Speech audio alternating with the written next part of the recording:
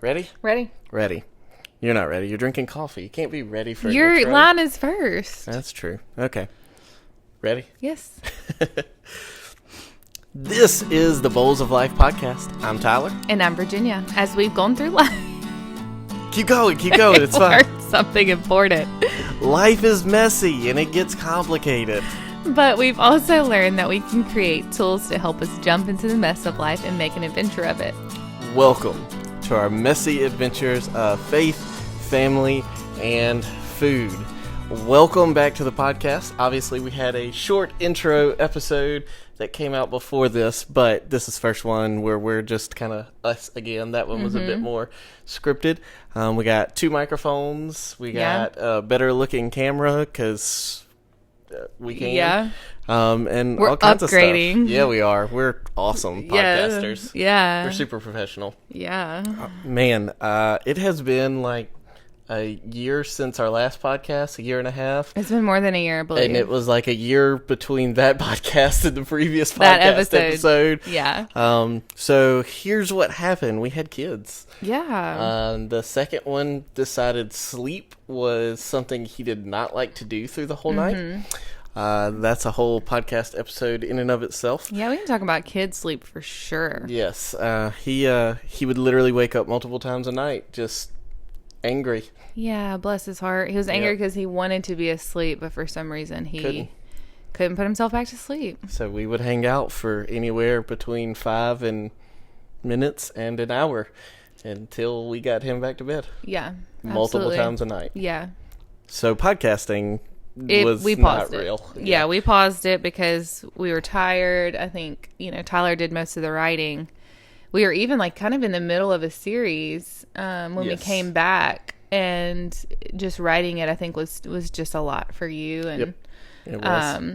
we had to kind of take a pause because as we have preached so heavily, even on our podcast here, is like you just can't add too much on your plate. Yes. And so we took the one thing off our plate that We could. Yeah. And in that time, right about the time Ezra started sleeping well and pretty much through the night most nights, we had a third baby. Yeah. Talk about that first, 1 second. Yeah. So around the time Ezra turned 1, we found out that we were having another baby. So that was exciting. I mean, what do we want to say? Because we can tell all about her. We can talk all about it. We did this one a bit differently, which is some of what we'll talk about here in a minute. But one of the things we did different with Luna and Ezra both, we found out genders beforehand, and we did not do that with Stella. Yeah, we didn't know what gender that Stella was going to be until she got here. And that was so much fun. It was fun.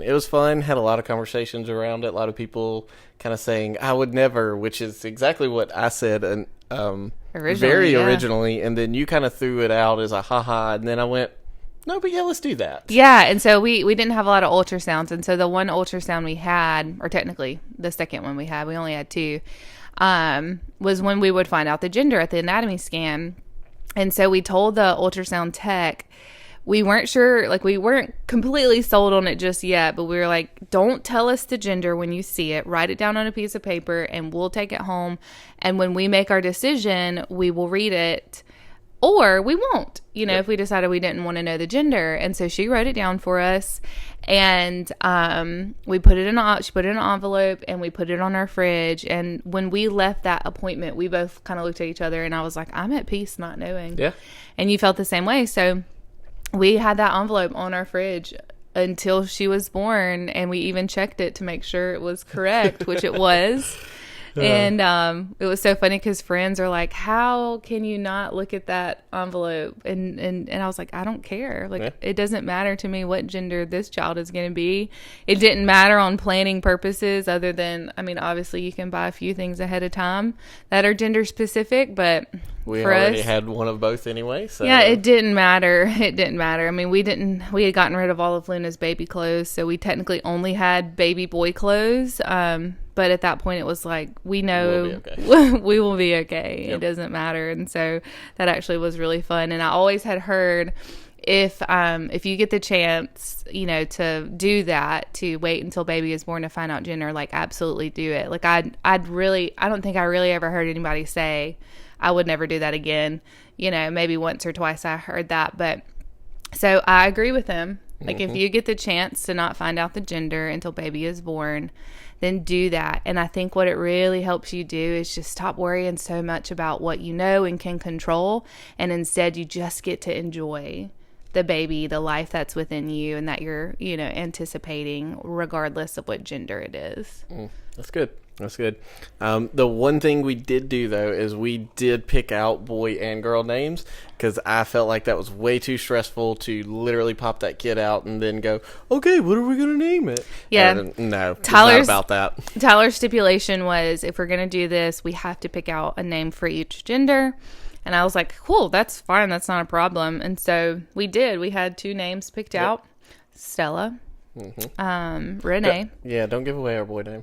Okay. Tell the world. Which, I mean, a lot of people, I think, already know. Plenty of people do know. Friends. But, I don't want all of you out there in podcasting world stealing our name because who knows, at this point, we're liable to pop another one out. Yeah. So, Stella Renee was our girl name. And, so Stella, obviously, Star. Renee is after your mom's middle name. Yep. So. And our Harry Potter tie-in that the other 2 have is Stella Constellatia is a spell that makes it look like it's shooting stars. Yeah. Yeah. I had to stretch a little bit to find. Yeah, we were like, we got to find a Harry Potter connection. But made it work. Yeah. Yeah, we did. New thing that's coming up, hasn't quite started yet, but new thing in our world, homeschooling. So we added a 3rd child, right? So she was born this year, and as we were preparing for me to come back from maternity leave and sending our kids to daycare and Luna starting kindergarten, we were trying to manage all of that because, as anybody who has kids in childcare or daycare knows, it's a big expense. And not only on your pocketbook, but it's a big expense on your heart too.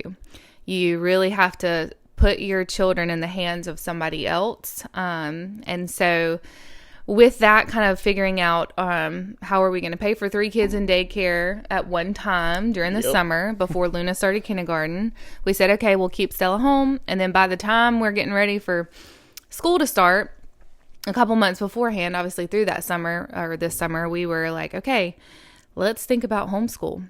And so obviously we can talk about that story, but I feel like I'm doing all the talking. No, I'm just listening. You're doing good talking. Yeah. It was one of those things I think's always been under the surface to some extent, but it's definitely not a conversation I was ever going to start because I'm not the one who would be with them the majority of the time and have to carry the majority of the weight of doing that. So, I was never going to bring that up, and then you finally said it, and I went, okay, I've been wondering if you were ever going to bring that up or not. Yeah, while I was over there praying, I could not stop thinking about homeschooling. And so my prayer was like, God, if this is really what you want me to do, I literally wrote in the prayer, it said, Tyler has to bring it up, or there has to be some sort of undeniable urge for me to tell him or ask him what he thinks about it. And so clearly Tyler was never going to bring it up. And I knew that. It was almost like I put this ultimatum on God that I knew wasn't going to happen. Right. Because I knew you wouldn't bring it up because I knew you wouldn't put that off on me. And so the undeniable urge finally hit me one night, and I asked you, and you were game. I mean, obviously we had to think through some things, but you were okay with it. And so here we are. We're going to start this school year at home, and I'm really excited and I'm really scared. Yes. Yeah, there's a lot to it. We're kind of figure out what it all looks like for 3 of them to be at home. Only one of them truly being homeschooling. Ezra somewhat. Yeah, and Stella not, obviously, and also you still desire, and frankly the pocketbook requires some you work to do some work. So we got to figure out what that looks like, because it's not just Virginia can hop on her computer and do a little thing here and there. You see people virtually, and so you have to work on a schedule and schedule things in advance with them. So, and I cannot have children knocking on the door or crying, waking up from a nap that I have to go get while I'm on the call with a client. So Yeah. We're going to figure it out. The Lord obviously has always led us in the right direction. And so I'm just going to trust that it's going to be fine. Yeah. We're going to get there. A really cool moment this morning as I was kind of stressing over my schedule. Speaking of Jessica, my colleague in my business of nutrition counseling, she messaged me. She sent me a text and said, I've been thinking of you this morning and I'm praying for you. And I was like, how timely, because I was just stressing about the schedule. And she said, I had a feeling you were. She was like, let's just call it the Holy Spirit. I was like, absolutely. That's exactly what we would call it, yes. Yes. So anyways, that was just a cool moment this morning. Yeah, that was on the cool. topic. I love it. If you have not been to the Bowls of Life website recently, because I know you all hang out on our website just constantly, all the time, we have completely redone the website. It is literally a whole new website hosted on a whole new place. Yeah. But the domain's still the same, bowlsoflife.com. Go check it out. We've got some new stuff happening there, resources and all kinds of stuff. You can also become monthly supporters to help this podcast become more and more of a reality, along with some of those resources we're trying to create there. Yeah. And on that note, what kind of resources do you Yes. guys feel like we can provide you? Obviously, we have some ideas and we're trying to push some of those things out, but, there are some things that we are experts in, but also it's just our life experience. We feel like, hey, this worked well for us. We want to share this. We have all different kinds of resources from free and paid. And so, and they're not all up yet, but, just kind of want to ask you guys for your feedback too. Like what do you want to know? What do you want to hear about on the podcast? What do you want to see on the website that we can maybe, help you guys out with in just like the messy life of faith, family, and food specifically? Yes. So yeah, we'd love your feedback. Good. All right. Well, if you read the episode title, it said, you had a baby where? And so that is the big question of the hour. Virginia, where is it that you had a baby? On our bedroom floor. And now there's a greasy spot on the Shut carpet. up. There is not. There is a greasy spot. It's not from the baby. That's actually from the dog. It's completely unrelated. But yeah, you had a baby in our house. Yes. It was planned. Uh-huh. It was not spontaneously. No, you didn't just go into labor and a baby fall out. I mean, actually, that's exactly what happened. But we knew that we were going planned to be at home. Yes. Yeah. So one of the things we did differently, as Tyler said earlier, than the first two babies, was that this baby was born at home, planned. Yes.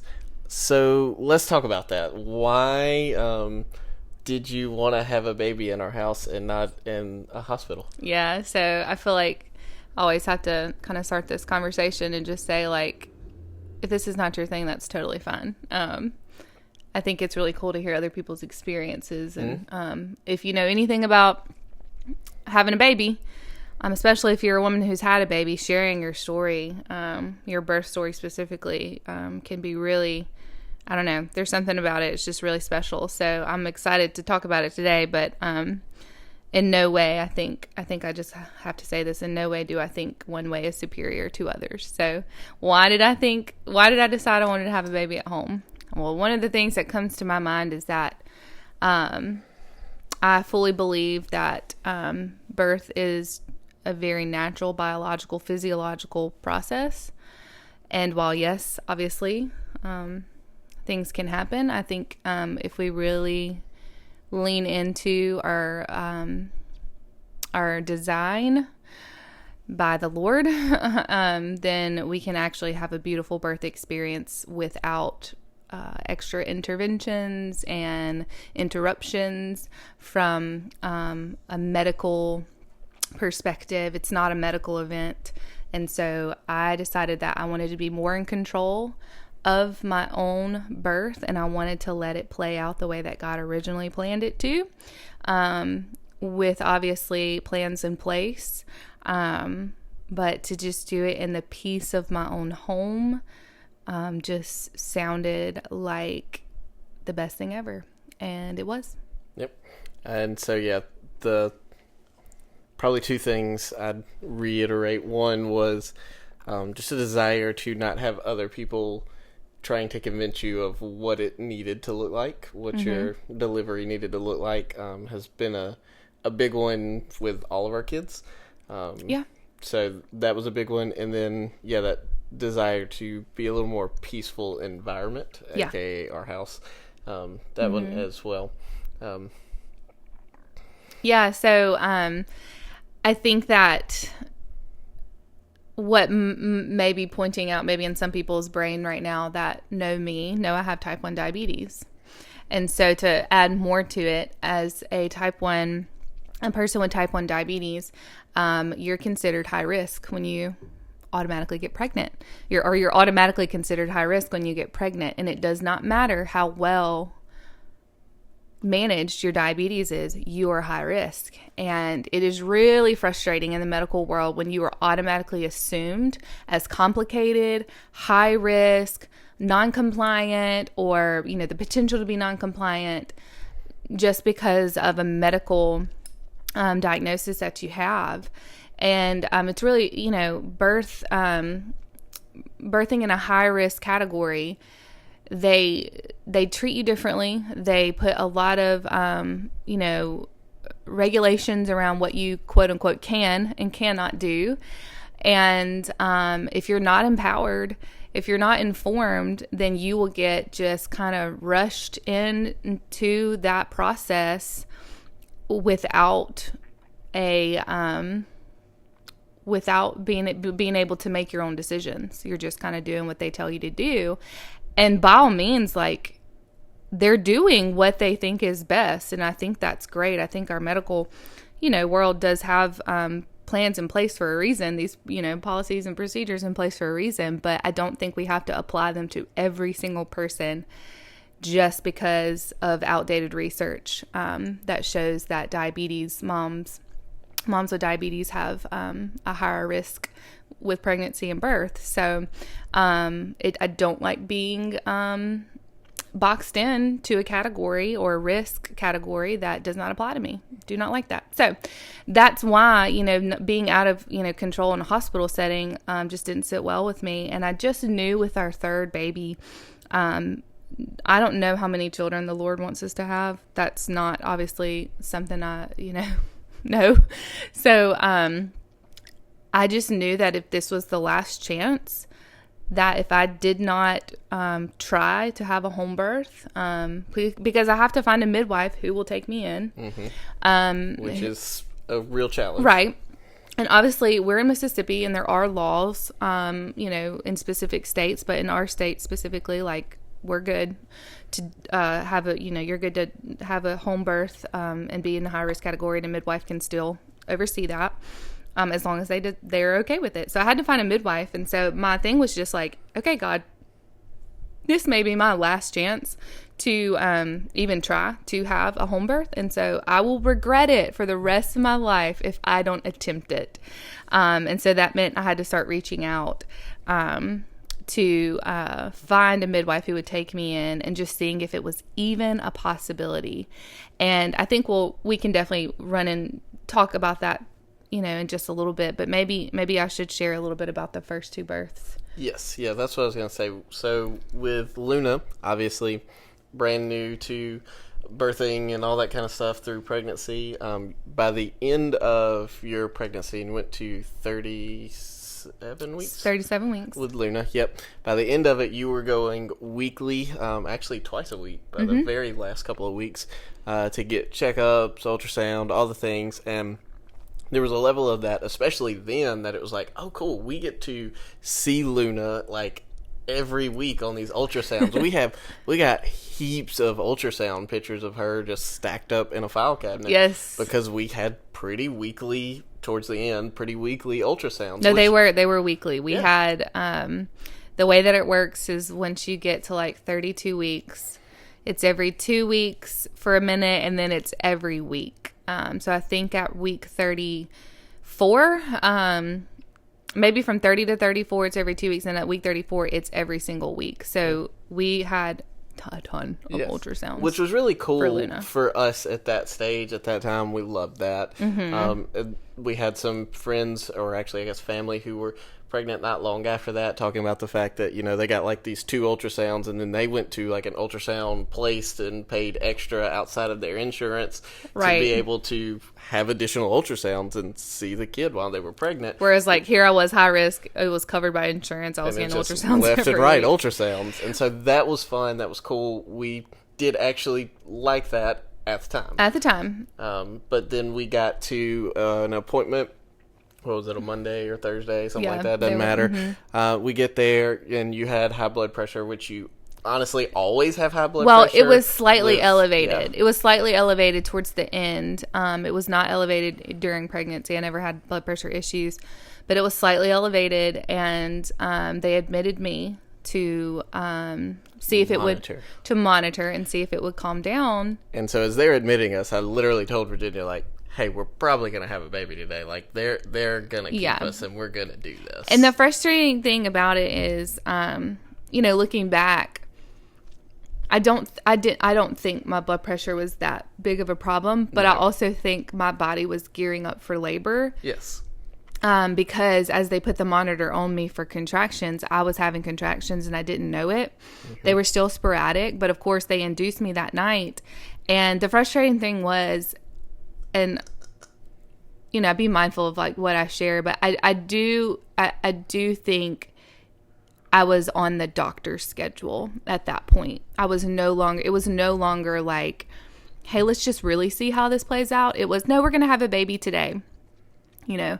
And so, I didn't appreciate that, but I was okay with it. I had come to terms with it. It was fine. And thank the Lord, like we really did have a good induction process. It got a little hairy towards, I think, the pushing part. Yes. And I'll explain why, how that played into my home birth decision Yep. later, and without trying to give too many details, and I can overshare for sure when it comes to birth. But essentially, by the time pushing happened, and I did everything unmedicated.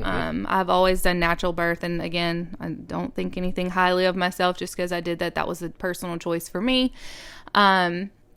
I don't even like to take like a pain, Ibuprofen. like It's a whole deal. ibuprofen, unless Like, just take some unless I ibuprofen. absolutely Like, no, I'll be fine. cannot manage what is going on without a more natural method. But anyways, so obviously I'm on Pitocin and having a baby without, you know, pain medication. And so anyways, by the time I got to pushing, the doctor had to kind of help. And the thing was, all they had to do was move me. If they'd have just got me up, she wouldn't have, her little head wouldn't have been stuck where it was stuck. And it was not shoulder dystocia. It was nothing like that. It was just, she got behind my pelvic bone and was having a hard time coming out. And it was because I was laying on my back, because that's the position that you typically birth in a hospital. And the doctor had to do a maneuver that's actually looked down upon. And so finding that out later was actually really shocking, that that she performed that maneuver without informing me, and it being a maneuver that is actually they're recommended not to do anymore, because it can lead to uterine rupture and bleeding. And I did hemorrhage. So I didn't hemorrhage like majorly, but I did hemorrhage enough for them to have to intervene. And so that was, that's like that can right there be a reason why I decided I'd rather do a home birth with less interventions, but at that point, home birth was not it was not what I thought was a viable option at that time. I didn't think it would happen, but overall, like, it still was a very good birthing experience. I came out of it, there was there's always trauma in birth, even if it's the most beautiful thing ever, because it's just an experience. It is, I don't even think I can put words to it, but, so that was kind of Luna's, and I think it went really well, but there were some things, obviously, that didn't sit well with me. But, you're told you have a good doctor, and, one of the best doctors in the area, and so that's great. So trust her, blah, blah, blah. And she is a great doctor. But I'm also a great expert of my own body, too, and I want to be trusted in that. So anyways, So we had a second kid. so we had the second. Similar process as far as all the ultrasounds, all the things. It was all pretty much the same. It was always interesting, some of the questions that would be asked at the appointments. There were things like you getting your eyes checked because there's extra potential for things with your eyes because you have type 1 and all this other stuff that the questions were always asked but never like actually followed up on. It was just like, you doing the thing? Okay, cool, and just keep rolling. It was a check mark on the list for someone with type 1 diabetes to ask that question, and a couple others like that. Got to about the same place in the pregnancy, week 37, somewhere in there. Actually, wasn't at this appointment with you. You called me after the appointment and said, hey, elevated blood pressure, all the things. Wanted me to... No, my blood pressure was fine. Oh, was it not blood pressure this time? No, this is the next frustrating thing. Yes, okay. Go. So this time, blood pressure is great, no big deal. It's literally the same day in my gestation. So 37 weeks and I think it was 0 days. So it was like 37 weeks, okay?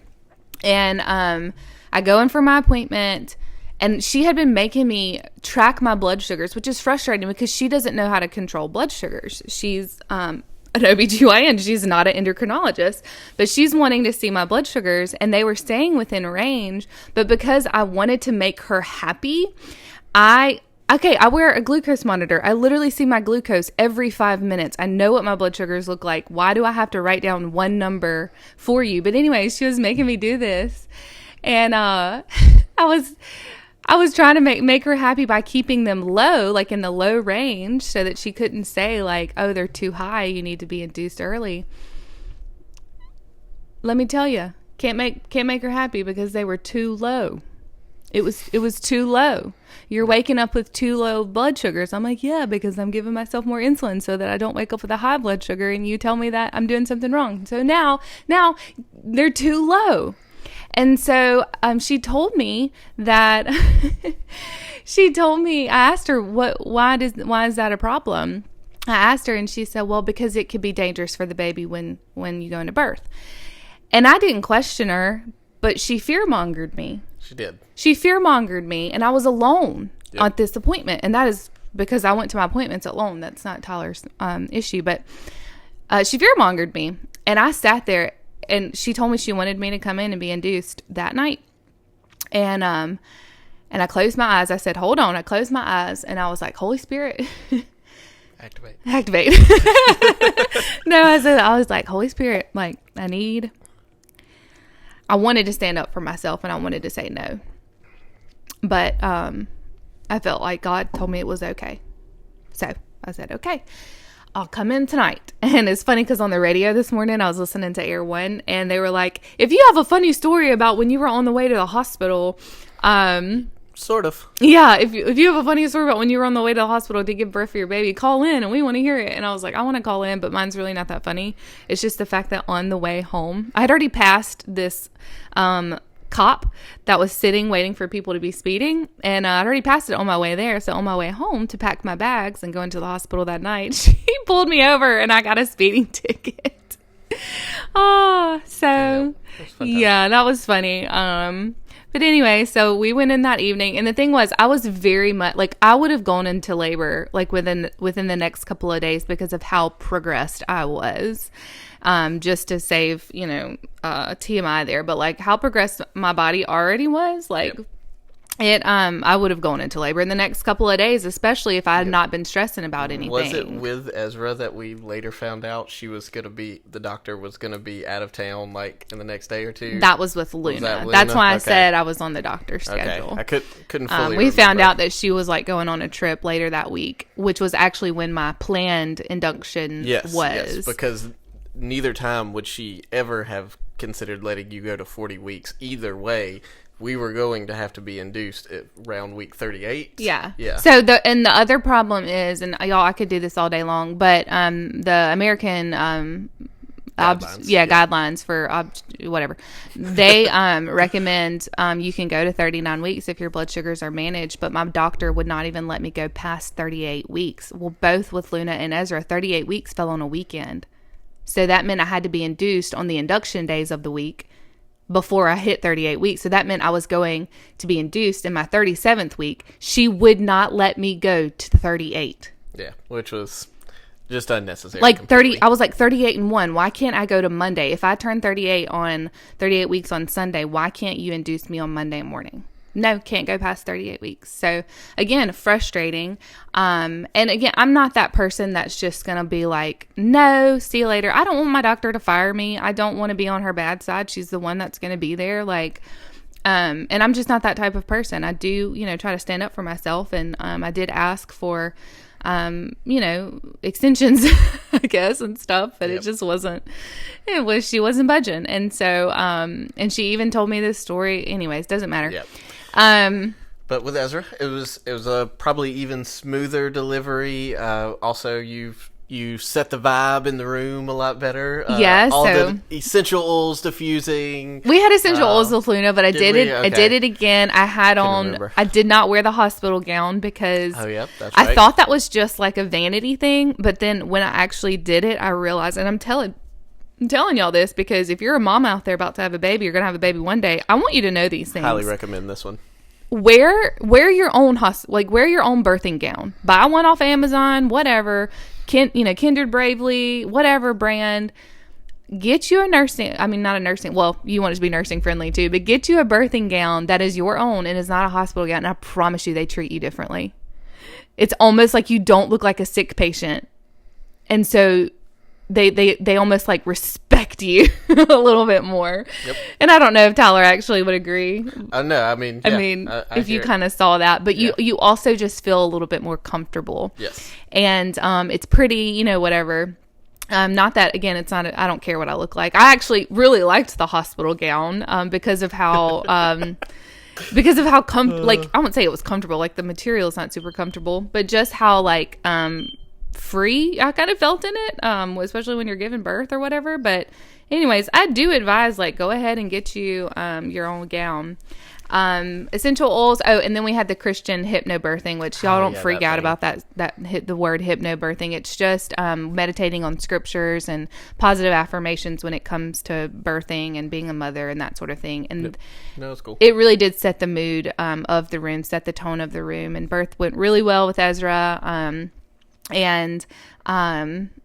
Was much shorter. I remember when the doctor came in to, catch, because that's about all the doctor does. That's all the doctor does is catch the baby. Unless they're trying to shove the baby out, which is a whole other thing. Yep. But yeah, she was in there to catch, made a statement along the lines of just kind of waiting. It's like, oh man, it's so relaxing in here. I could fall asleep.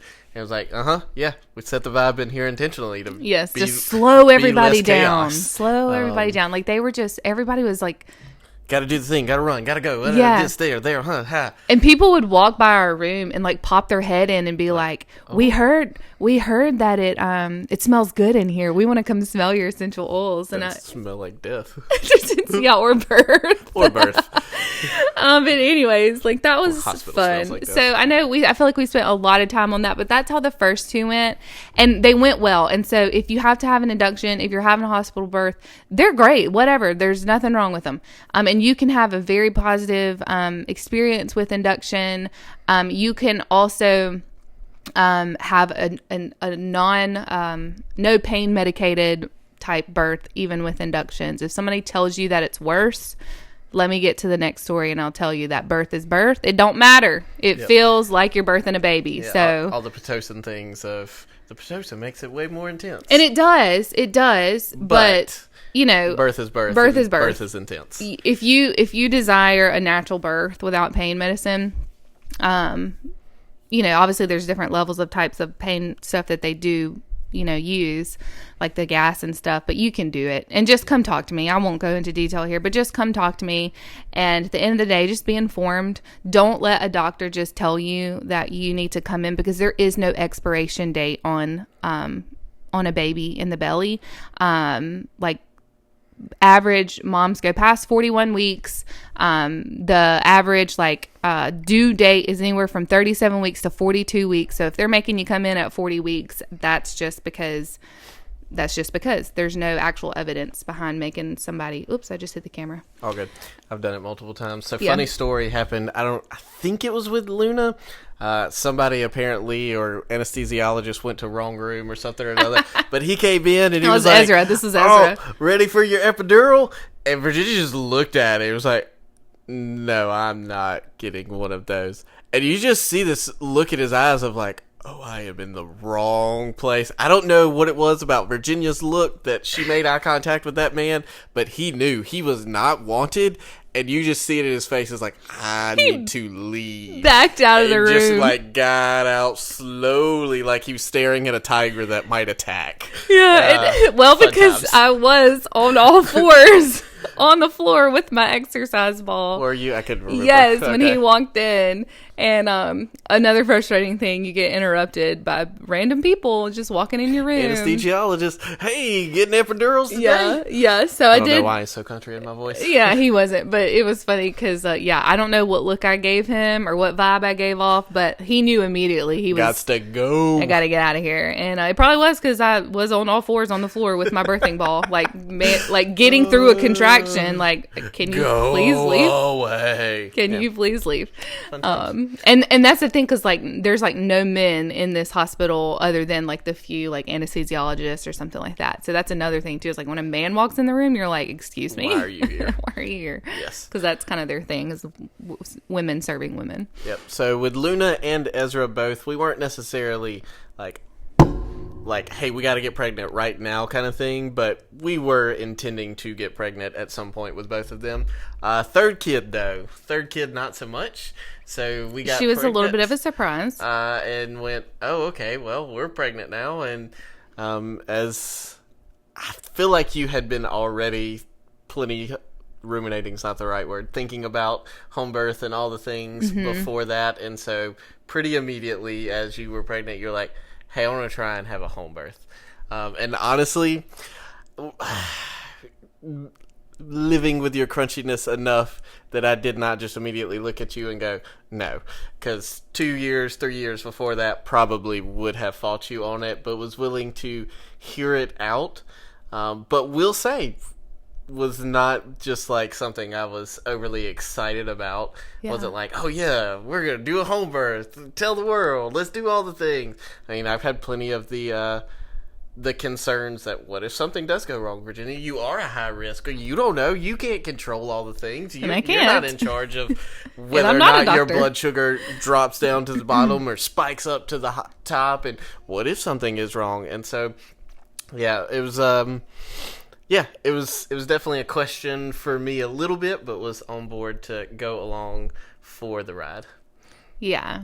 And speaking of, our little Stella has just woken up. So we'll hit pause and jump back in with you guys here shortly. maybe a good time for an ad.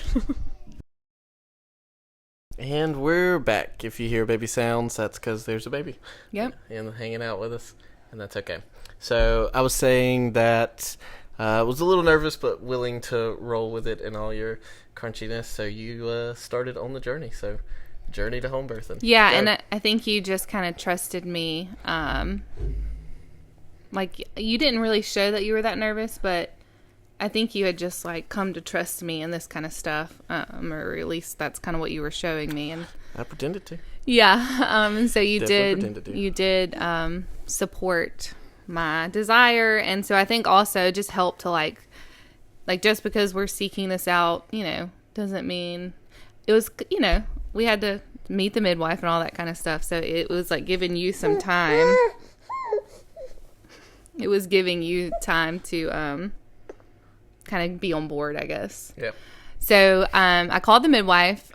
Okay, so Reached out to a couple of midwives. I reached out to a couple of midwives, and only a few responded, but the one that responded like with a phone call and like talked to me for like 45 minutes, She was a talker. I knew immediately, like, I think this is gonna work. She was willing. She went ahead and sent me like an article that she had read about type 1 diabetes and natural home birth, and she had, she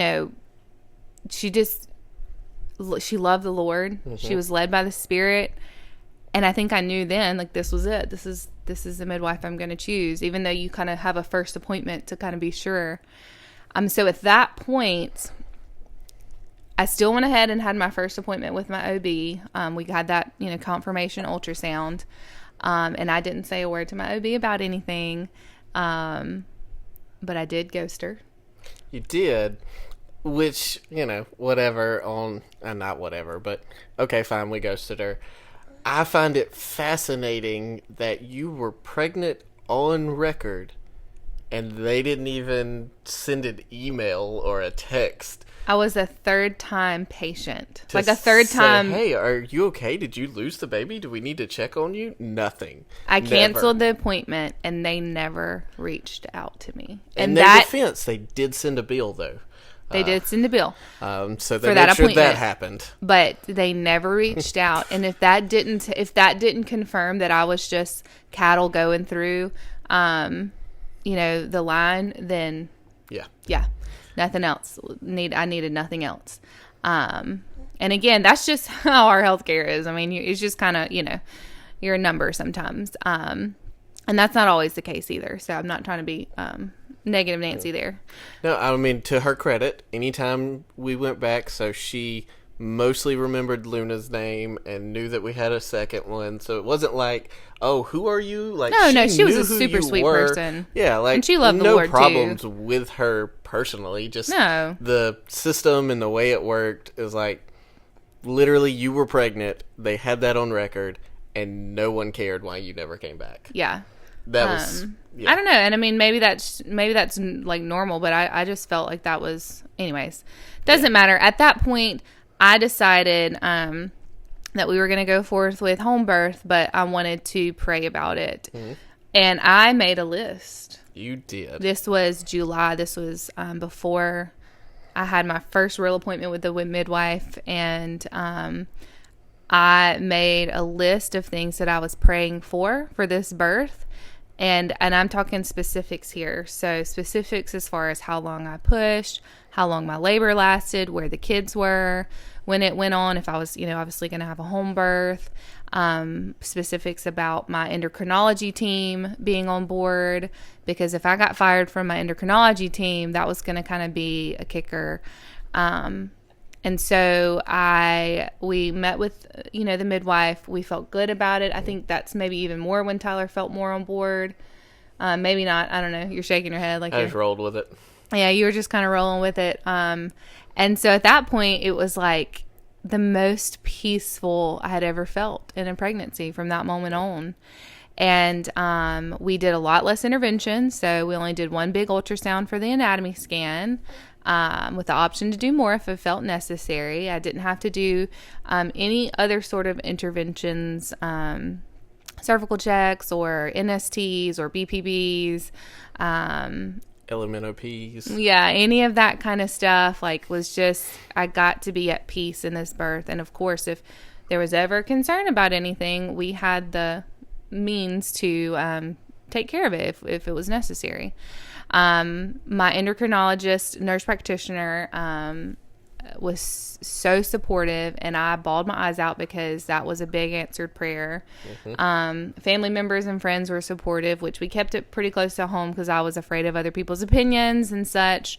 I was telling people. Yeah, but everybody was very supportive, and so we go to have Stella. Well, she's sad about that part of the story. Yeah. Yeah, so we'll fast forward up to, so we had plans for what would happen if anything went wrong. There were plans for all the things. We knew where we would go. Yeah. There was no questions of what would happen if something did happen during the birthing process. We had step by step, this is what happened. So all of that's taken care of. One of the big questions was, okay, if Virginia goes into labor, where do our kids go? All of our family's close to 2 hours away, so what's that going to look like? Which we kind of had some plans in place for if this or if this. And ultimately, I was putting Ezra to bed, and as I'm getting him down to bed and he's kind of relaxing, felt my phone vibrate, looked at it, and Virginia had sent me a text that said, water broke. I was like, dang it, why is our water broke in the house? What the heck? I'm about to have to deal with some broken something or another in our house, and I am the least handy person on the planet. It was 7:30 at night. Yeah, it's 7:30, closer to 8 probably, who knows. And then I just kind of sat there for a second. I was like, oh, okay. So made sure he was down and came out and started to find you. So let's lead up to that moment because I feel like it's really important to kind of share some more lead up to that. Go. So that week, I was in my 38th week. Yes. At week 37, my body knew because both my other were born and, induced at 37 weeks. And my body knew that that's about the time I'm supposed to push a baby out. So, signs started showing that I was progressing. And even though it was only week 38, because again, some women go all the way to 40. I don't know what that's like. But, for a week there, it was like, okay, things are happening. And then I started having some mild contractions to the point that I was like not even sure they were real. And Melissa had her appointment, our midwife, had her appointment with me that Tuesday of that week. And we made the plan to start doing more natural methods of induction, which I still wasn't I didn't want to do that. I wanted to go naturally into labor. But we were going to do some of the things that would help out. But she told me, she said, I don't think you're going to make it through the weekend. And it was a full moon that weekend too. But I started having... all the crazy things happen on full moons. Right? So I started having contractions that were super mild. They'd happen at nighttime. But during the day, they'd fizzle out. And I was telling my mom, okay, be on the ready to come this way. And so she had her bag packed, going to work, ready to leave at any moment. In her car. And it kept fizzling out. And so it's one of those things that I've read about, the prodromal labor, just kind of taking time. And it wasn't enough for me to ever feel I'm in massive, pain or anything or labor. I wasn't. It was just mild. And so I had to release it. And so Thursday of that week was when I decided to just go about my day. And I realized at the end of that day, I woke up on Friday morning and I said, I'm no longer expecting this baby to come. I'm done. Anticipating it. I had to let it go. And I did not experience one sign of labor that day. I felt amazing. I felt great.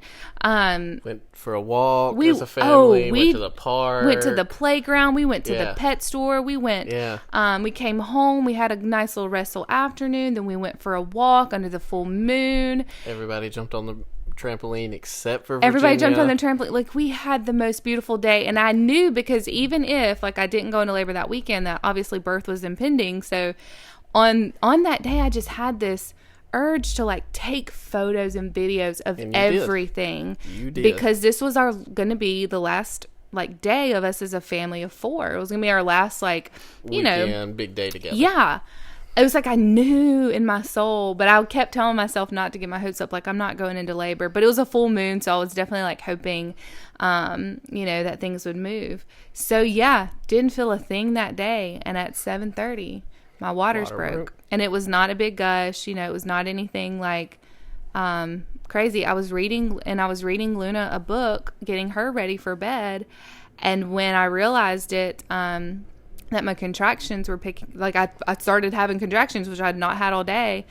I knew this is it. And I read her little story real quick because she wanted one more.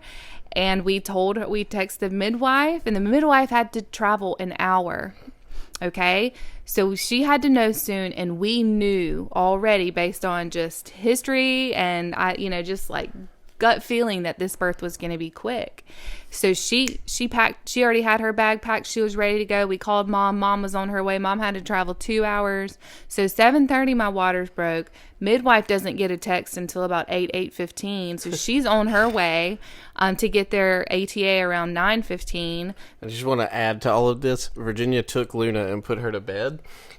Which is usually an hour-long process. You're not allowed to leave the room. If you leave the room and she's awake, it's a whole deal. Luna fell right to sleep, thankfully. Yeah, and I tried to actually let you put her down, but she wasn't having it. So I said, it's fine. I'll just manage my contractions while I'm there beside her bed. Oh, okay. You just be over there in labor and put our child to sleep. And no big deal. We also always have the exercise ball in there because we bounce Ezra to sleep.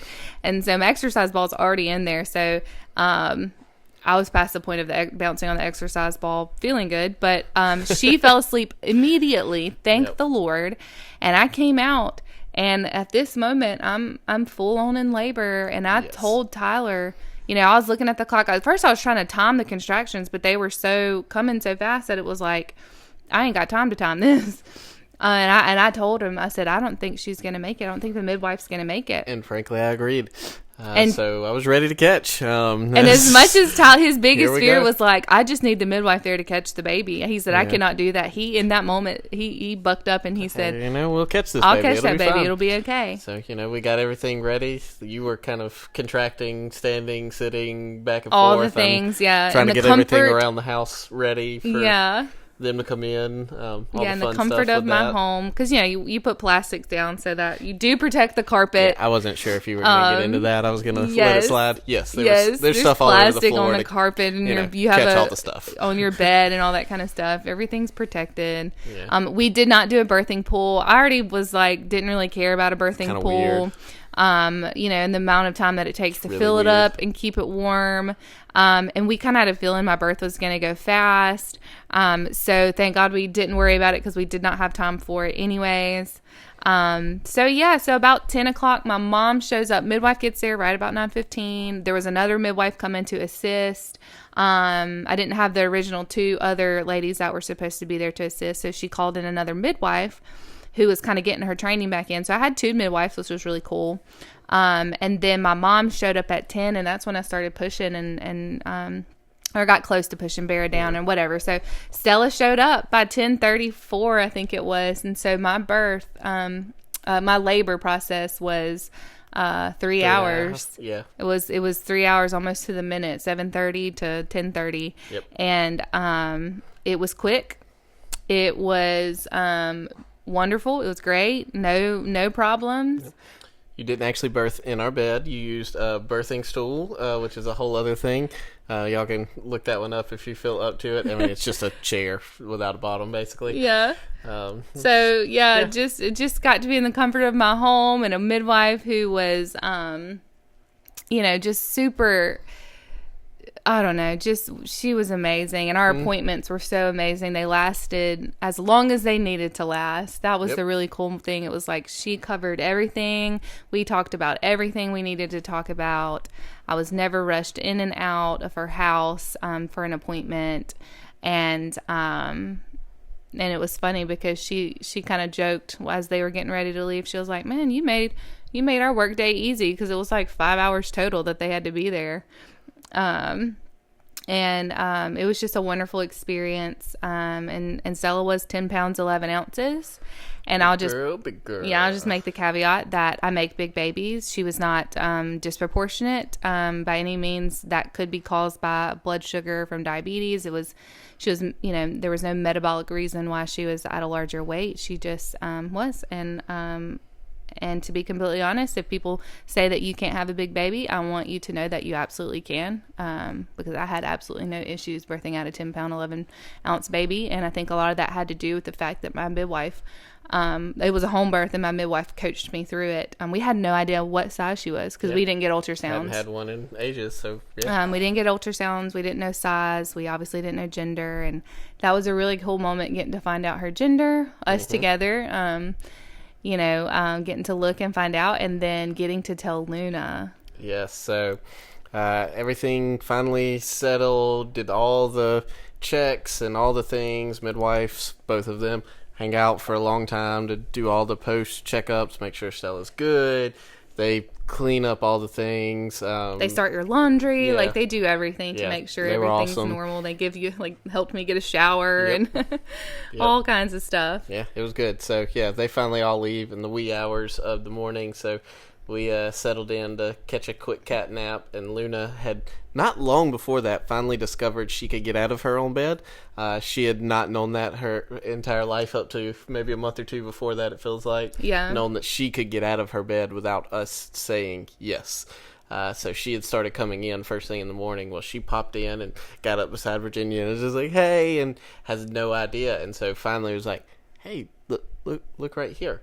And there Stella was, and Luna just lit up, man. She lit was up. so excited. It's one of those moments that will be forever etched in my memory, but dang, do I wish I had it on camera. Yep.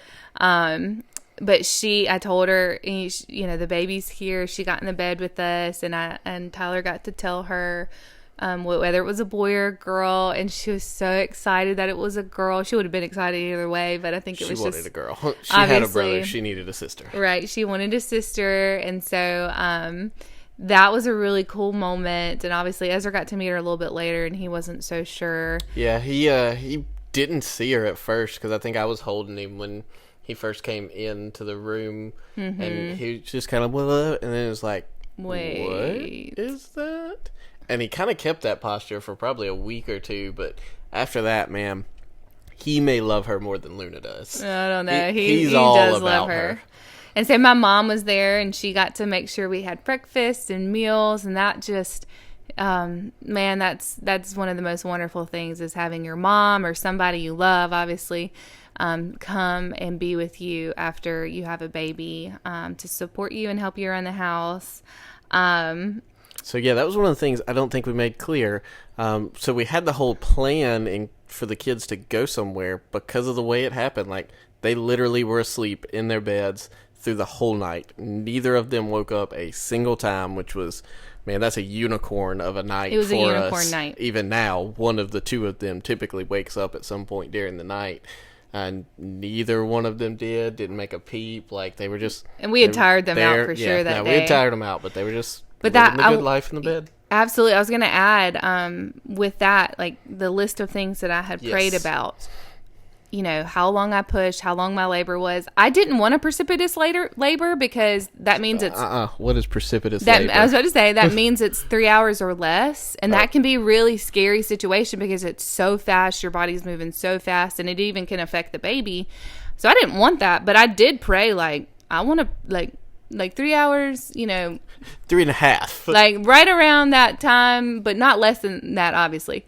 And guess what? God answered that prayer. 3 hours, push less than 30 minutes. Like, all those prayers answered. And I had prayed, for where the kids were going to be. I had finally, not at that moment I made the list, but a little bit later, I actually asked God, I was like, let it happen while my kids are asleep or at daycare. And it happened while they were asleep. And like we said, they didn't even make a peep, and they had no idea. So that was just a unicorn moment of, God moment, like, seriously took care of us, and he answered every single prayer I wrote down. Yep. And I won't list it all for you, but just know that it was like at least 15 items on that list, and God answered every single one of them, like, within what I had asked, or exactly what I had asked. And so that just was a really cool thing, because God didn't have to do that. Mm-hmm.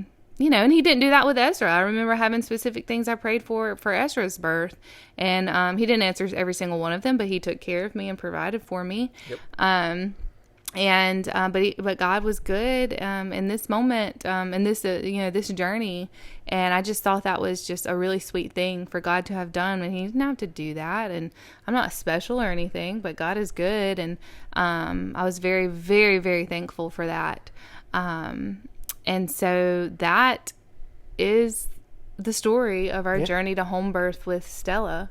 And I would do it all over again. Yep. And even Tyler says the same. If we ever have another one, I'm sure it'll be a home birth, unless there's a reason for it not to be. Unless there's a reason for it not to be, of course. Yeah. I'm, thankful for the medical world when I need it, but I was even more thankful for the midwifery model of care. For birthing a baby in the way that I really felt was right for me. Yep. So that was a beautiful, beautiful thing. And to be honest, I was scared to share it with people. And even today, I'm always wondering what people are thinking. But I think at the end of the day, I think it's just nice to hear other people's stories when it comes to birth, especially positive ones, so that women and men can feel empowered when they go into, pregnancy and birth and becoming parents. But also, I sometimes get too in my head about other people's opinions, but the Lord was good, and there is no reason for me not to proclaim his goodness and what he did for us through that journey. So I'm happy to share it now, for sure. Yep. No, it's good. For my fellas out there, I would say if your wife, your lady, whatever is interested, Obviously, you do your own praying and things, but if she's interested and adamant about chasing it, at least give it a go. It was fine. Yeah, it was a good experience. Yeah, I think one of the things learned through you, obviously, because you were the one doing all the reading and whatnot, and I was like, whatever, I'm just going to roll with what she wants to do unless it just is too ridiculous. But yeah, it was just like the low percentage of births that have like genuine complications. They absolutely happen, and man, when they happen, medical intervention is fantastic. Our baby death rate is infinitely smaller than it's been in any other time in human history. But yeah, the low amount of things that do go wrong, and many of those even potentially having, might have just been because we rushed the process a little bit.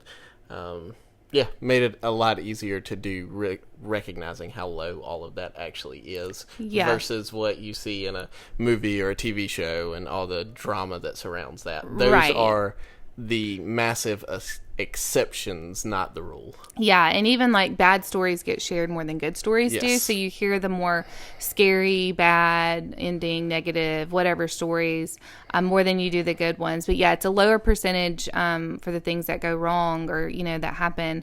And like you said, some of the things that go wrong happen because of the many interventions that may have just been rushing the process. The interventions that sometimes happen in the medical kind of world of baby, birthing, whatever. So, I mean, honestly, like, Yeah, no, it was good. Any final thoughts from you? I have a lot of thoughts. I could talk about birth and stuff all day long. So what I'm going to say here is if you have a question or if you want to talk about your own birth experience or you want to talk about future birth experiences, I'm your girl. So honestly, like, send me a message, call me, come over, sit at my house. She's often looking for a chance to talk about it with somebody. Yeah. So y'all take that off my plate. Go for it. Yeah. So feel free to come talk to me about it. I'm happy. And if anything, I just want mamas to just feel like they're more empowered and in control of their own bodies and can make informed decisions. It's not about making willy-nilly decisions or even emotional ones. It's about making informed decisions for yourself. So I definitely think that's important. But yeah, that's probably it. Awesome. Well, thanks for hanging out and talking about home birth with us today. You may not have thought today was going to be a home birth day for you, but it was. Hopefully it was a fun experience. Here's what you can do for us on the way out of today's podcast episode. You can make sure you like it anywhere you see it. Give it some ratings, reviews, subscribe wherever you listen to this podcast. Subscriptions let you make sure you don't miss an episode that's going on, and share this podcast with whoever you know that likes podcasts or home birthing or whatever else in that fun journey. You can also head to our website, bowlsoflife.com. Like we said, it has got a whole new website. Check out all the resources we've got there and the many more hopefully to come.